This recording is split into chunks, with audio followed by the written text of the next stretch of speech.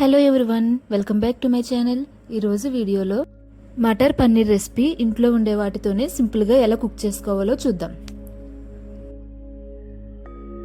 అయితే దీనికోసం 3 medium size ఉల్లిపాయలు ఇలా సన్నగా తరిగి పెట్టుకోవాలి. ఇంకా టొమాటో ఇలా పీసెస్ కింద కట్ చేసి పెట్టుకోవాలి. 2-3 పచ్చిమిర్చి, పన్నీర్ని కూడా ఇలా పీసెస్ కింద కట్ చేసి పెట్టుకోవాలి. ఇదైతే నేను హోమ్ మేడ్ పన్నీర్ యూజ్ చేశానండి.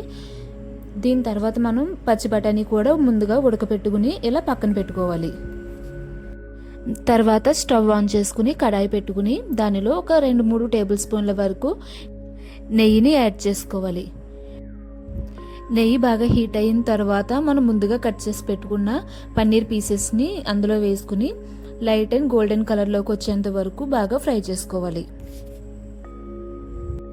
ఈ పన్నీర్ పీసెస్ని బాగా వేయించిన తర్వాత వాటిని సపరేట్గా ఒక ట్రేలోకి అయితే తీసుకుని అలా పక్కన పెట్టుకోవాలి. తర్వాత అదే కడాయిలోకి ఒక 3-4 టేబుల్ స్పూన్స్ వరకు కుకింగ్ ఆయిల్ను యాడ్ చేసుకుని మనం ముందుగా సన్నగా తరిగి పెట్టుకున్న ఉల్లిపాయ ముక్కలను యాడ్ చేసుకోవాలి. ఈ ఉల్లిపాయ ముక్కలు అనేవి చాలా సన్నగా తరగాలండి. ఒకవేళ మీకు పీసెస్ కింద కట్ చేసుకోవడం ఇష్టం లేకపోతే వీటిని ఫైన్గా గ్రైండ్ చేసుకుని ఆ ఉల్లిపాయ పేస్ట్ని అయితే ఫ్రై చేసుకోవచ్చు. ఈ ఉల్లిపాయ ముక్కలన్నీ బాగా ఫ్రై అయిన తర్వాత దీనిలోనే పచ్చిమిర్చి కూడా యాడ్ చేసుకుని ఒకసారి కలుపుకోవాలి.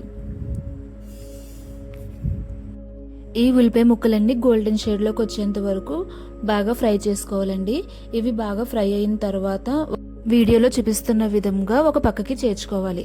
తర్వాత మనం ముందుగా కట్ చేసి పెట్టుకున్న టమాటోల్ని ఇలా పేస్ట్లో అయితే గ్రైండ్ చేసుకోవాలి. గ్రైండ్ చేసుకుని అందులోనే యాడ్ చేసి అది పచ్చివాసన పోయేంత వరకు బాగా ఫ్రై చేసుకోవాలి.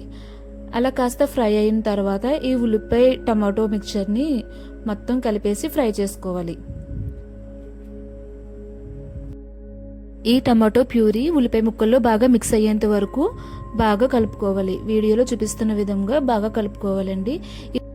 ఇది మొత్తం అంతా లో ఫ్లేమ్లోనే పెట్టి బాగా కుక్ చేసుకోవాలి. ఈ టమాటో ప్యూరీ అనేది పచ్చివాసన పోయిన తర్వాత అల్లం వెల్లుల్లి పేస్ట్ కూడా యాడ్ చేసుకుని బాగా కలుపుకోవాలి. ఈ అల్లం వెల్లుల్లి పేస్ట్ ఉల్లిపాయ ముక్కల్లో బాగా మిక్స్ అయిన తర్వాత అది పచ్చివాసన పోయిన తర్వాత అందులోనే కొంచెం గరం మసాలా కూడా యాడ్ చేసుకోవాలి. అదంతా బాగా మిక్స్ అయ్యేంత వరకు బాగా కలుపుకోవాలి.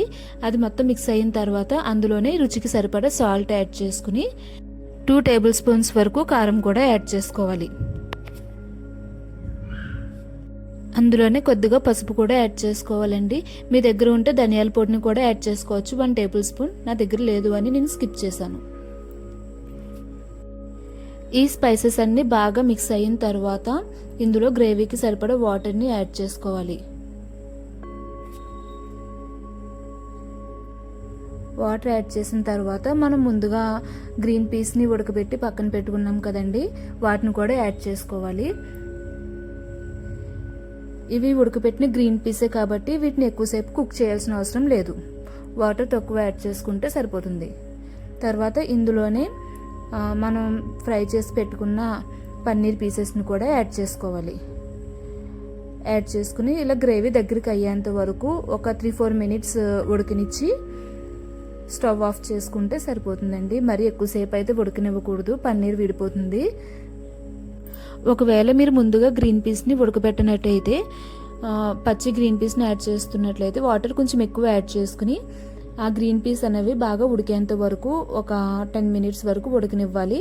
ఉడికిన తర్వాత అప్పుడు పన్నీర్ని యాడ్ చేసుకోవాలి. పన్నీర్ యాడ్ చేసిన తర్వాత ఒక 3-4 మినిట్స్ కుక్ చేసుకుంటే సరిపోతుంది. ఇదేనండి మటర్ పన్నీర్ రెసిపీ అనేది. ఈ వీడియో మీకు నచ్చినట్లయితే ఛానల్ని తప్పకుండా సబ్స్క్రైబ్ చేసుకోండి, లైక్ చేయండి, షేర్ చేయండి. రెసిపీ మీరు కూడా ట్రై చేసి ఎలా వచ్చిందో కమెంట్ చేయండి. Thanks for watching.